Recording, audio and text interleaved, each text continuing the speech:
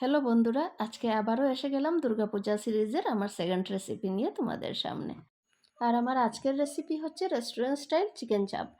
তাহলে চলো শুরু করা যাক।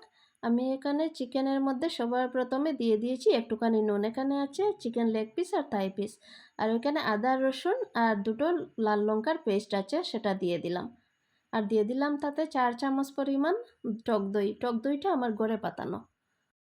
আর দিয়ে দিলাম তাতে হাফ চামচ পরিমাণ গরম মশলার গুঁড়ো।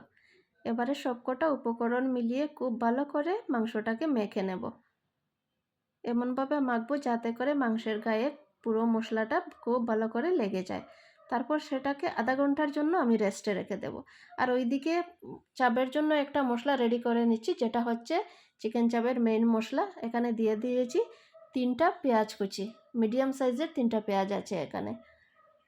পেঁয়াজটা যখন একটু ভাজা ভাজা হয়ে যাবে, তারপর তাতে দিয়ে দেব কিছুটা কাজু বাদাম। দিয়ে দিয়েছি এখানে 2 চামচ পরিমাণ পোস্তদানা। এবারে এই 3টি উপকরণ মিলিয়ে সেটাকে খুব ভালো করে ভেজে নেব যতক্ষণ না পর্যন্ত একটু লালচে কালার চলে আসছে। দেখো তো এখানে কালারটা খুব সুন্দর আসছে। এই পর্যায়ে সেটাকে নামিয়ে নিতে হবে। আমি ওইটাকে ঠান্ডা করে মিক্সি জারে দিয়ে দিলাম। মিক্সি জারে দিয়ে সেটাকে একটা স্মুথ পেস্ট বানিয়ে নেব। আর এখানটায় একটু জল মিশিয়ে দিচ্ছি, এগুলো তো সব ড্রাই, তাই জন্য একটু জল মিলাতে হচ্ছে। জল মিলিয়ে সেটাকে আমি খুব স্মুথ একটা পেস্ট বানিয়ে নিয়েছি। দেখো, এবারে তাতে দিয়ে দিলাম হলুদ গুঁড়ো, লঙ্কা গুঁড়ো, আর দিয়ে দিচ্ছি কাশ্মীরি লাল লঙ্কার গুঁড়ো। কাশ্মীরি লাল লঙ্কাটা ঝাল হবে না, কিন্তু কালারটা খুব সুন্দর আসবে, তাই জন্য সেটা দিয়ে দিয়েছি। মশলাটা এখানে সাইড করে রেখে দিয়ে কড়াইয়ে দিয়ে দিলাম কিছুটা তেল, আর তাতে দিয়ে দিচ্ছি 2 চামচ ঘি। তেল আর ঘি মিলিয়ে সেটাকে করব। তেল আর ঘিটা গরম হওয়ার পর এখানে দিয়ে দিয়েছি জাস্ট 1 পিঞ্চ পরিমাণ চিনি, আর দিলাম গোটা গরম মশলা। তারপর একে একে চিকেনের পিসগুলো আমি এখানে দিয়ে দেব, যেগুলো মেখে রেখে দিয়েছিলাম। আর ওইটাকে না বারবার উল্টে পাল্টে ভাজতে হবে। এক সাইড একটু হওয়ার পর অপোজিট সাইডটাও আমি এখানে উল্টে পাল্টে ভেজে নিচ্ছি। দেখো, খুব সুন্দর করে আমার সেটা ভাজা হয়ে যাচ্ছে, আর ভাজার মধ্যেই সেটা হাফ কুক হয়ে যায়।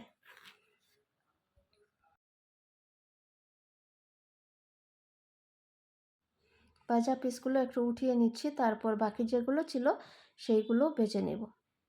তারপর যখন পুরোটা ভাজা হয়ে যাবে, সব চিকেনকে আবারও একসাথে করে দিয়ে আর যে বাটা মশলাটা রেখেছিলাম না করে, সেটা দিয়ে দিলাম। ওইটা দিয়ে একটুখানি নাড়াচাড়া করে ধরো 2 মিনিট মতো সেটাকে মশলার সাথে আবারও ভেজে নেব। তারপর ওই বাটি ধোয়া জলটা আমি এখানে দিয়ে দেবো। বাটিতে তো অনেক মশলা লেগে আছে, সেই জলটা দিয়ে দিলাম। তারপর সেটাকে ঢাকা দিয়ে রেখে দিচ্ছি 5 মিনিট।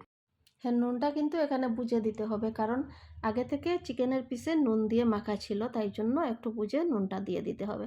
দেখো, কালারটা একদমই চেঞ্জ হয়ে আসছে। এবারে আরও 1 চামচ ঘি উপর থেকে ছড়িয়ে দিয়ে দিলাম।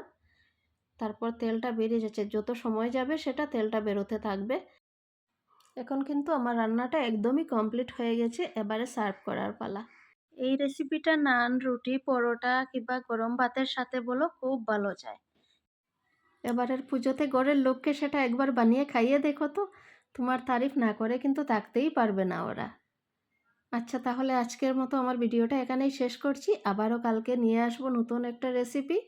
ততক্ষণ পর্যন্ত সবাই খুব ভালো থেকো, আনন্দে থেকো, পূজাটা খুব ভালো করে উপভোগ করো সবাই। ও আচ্ছা, আমার এই ভিডিওটা যদি তোমাদের ভালো লেগে থাকে তাহলে লাইক করো, কমেন্ট করো, আর আমার পাশে থেকো সবাই।